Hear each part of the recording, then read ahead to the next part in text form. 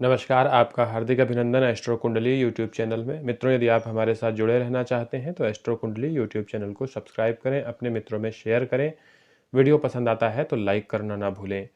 मित्रों, यदि आप भी हमसे प्रश्न पूछना चाहते हैं तो इसके लिए आप एस्ट्रो कुंडली यूट्यूब चैनल के वीडियो में आप कमेंट कर सकते हैं।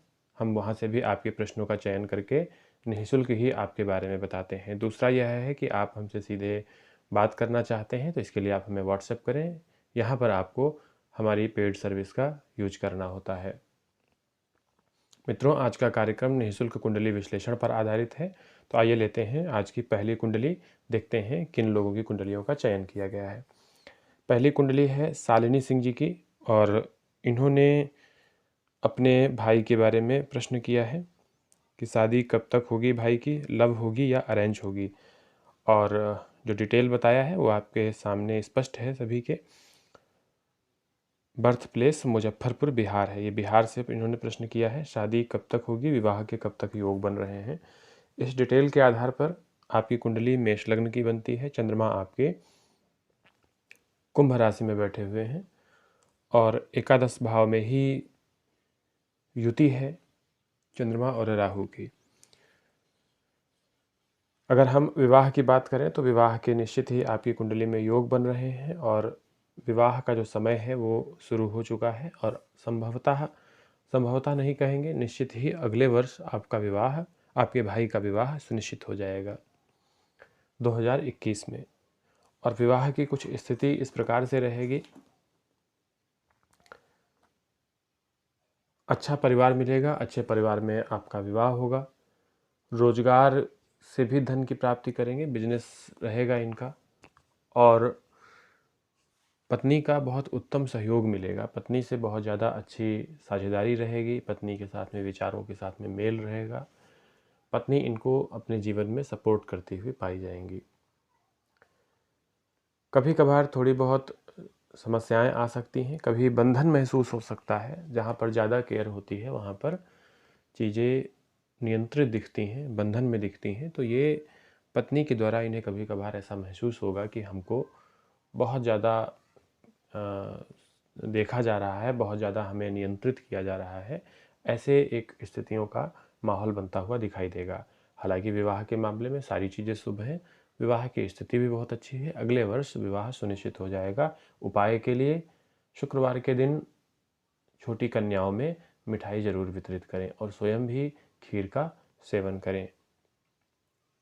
और दूसरा प्रश्न ये है कि आपका लव मैरिज या अरेंज मैरिज के बारे में पूछा है। तो निश्चित ही आपका आप जिनकी कुंडली है उनका विवाह अरेंज मैरिज से होगा और घर में ही, घर की जान पहचान की कोई लड़की होगी या रिश्ते में या कोई रिलेशनशिप में कोई लड़की होगी आप लोगों के मम्मी पापा के। तो वहाँ से जानने में आपका इनका विवाह सुनिश्चित हो जाएगा। शनि की महादशा चल रही है, इसलिए हनुमान जी की हनुमान चालीसा और शनि मंदिर जाना जरूर सुनिश्चित करें। आइए लेते हैं अगली कुंडली।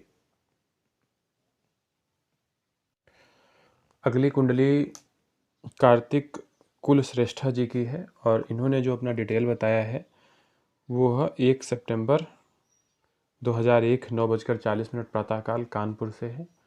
और इनकी कुंडली बनाने पर तुला लग्न की कुंडली है। चंद्रमा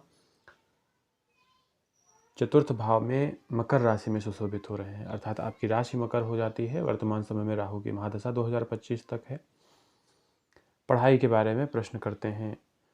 देखिए, पढ़ाई के मामले में अगर बात करेंगे तो पहले चीज़ तो ये है कि आपके जीवन में थोड़ी सी उलझनें रह सकती हैं पढ़ाई लिखाई के मामले में, और बहुत ज़्यादा सफलता प्राप्त करने के मामले में। वो भी 2025 तक एक बहुत अच्छे योग नहीं हैं।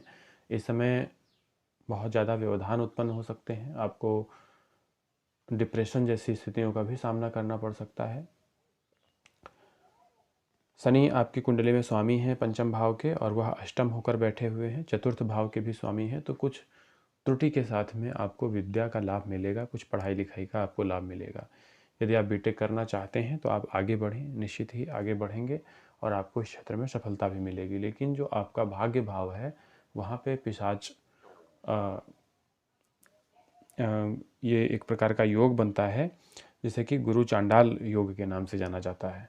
तो यहाँ पर इस योग के होने के कारण आपको अपने भाग्य से संबंधित, धार्मिकता के मामले में, आध्यात्म के मामले में और कई प्रकार से जो आपके अंदर एक पॉजिटिवनेस है उसको कमज़ोर करने के लिए ये योग कार्य करेगा।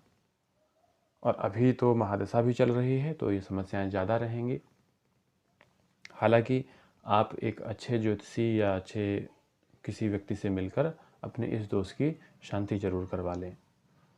उपाय के लिए शिव जी के मंदिर जाना ना भूलें और हो सके तो सोमवार का व्रत भी धारण करें। तो ये थी आपकी कुंडली। आइए लेते हैं अगली कुंडली। ये कुंडली सुशीला सावलानी जी की है और इनका डेट ऑफ बर्थ 19 जुलाई 1989 रात को 12:06 प्रातःकाल इनका जन्म हो रहा है। आपको अपनी डेट को बहुत ध्यान से देखना चाहिए क्योंकि 12 बजे के आसपास आपका जन्म हो रहा है। यहाँ पर कुछ लोगों के साथ में होता क्या है कि जो इंग्लिश के जो कैलेंडर होते हैं उनमें रात्रि के 12 बजे डेट चेंज हो जाती है। तो जो पहले कुंडलियाँ बनती थीं वहाँ से ये समस्या आना शुरू हुई है और बहुत सारे लोगों का जिनका मध्य रात्रि के आसपास जन्म होता है उनके कुंडली में तारीख गलत होने से उनकी पूरी कुंडली बिगड़ जाती है। इस पर ज़रूर ध्यान दें। करियर के बारे में इन्होंने प्रश्न किया है और इनकी कुंडली, अच्छा मैरिड लाइफ के बारे में भी प्रश्न है और इनकी कुंडली मेष लग्न की है, चंद्रमा मकर राशि में उपस्थित हैं। आइए जानते हैं कैसा रहेगा इनकी कुंडली का परिणाम। आपकी कुंडली में एक अच्छे कार्य क्षेत्र के अवसर पाए जाते हैं। आप एक अच्छे विभाग में काम कर सकते हैं, इसलिए आपको अपने क्षेत्र में बहुत ज़्यादा मेहनत करने की आवश्यकता है। दूसरा यह है कि जो आपकी मैरिड लाइफ के बारे में प्रश्न किया है वहाँ पर भी चीज़ें ठीक ही ठाक है। ठीक ठाक मतलब ये है कि एवरेज है। कुछ त्रुटि के साथ में, कुछ परेशानियों के साथ में आपको अपने पति से संबंधित सुख आपको प्राप्त होगा। परंतु क्या है कि जो अभी समय चल रहा है वो बहुत ही भ्रामक है और तमाम प्रकार की उलझनें आपको दे सकता है। इसलिए आपको करीब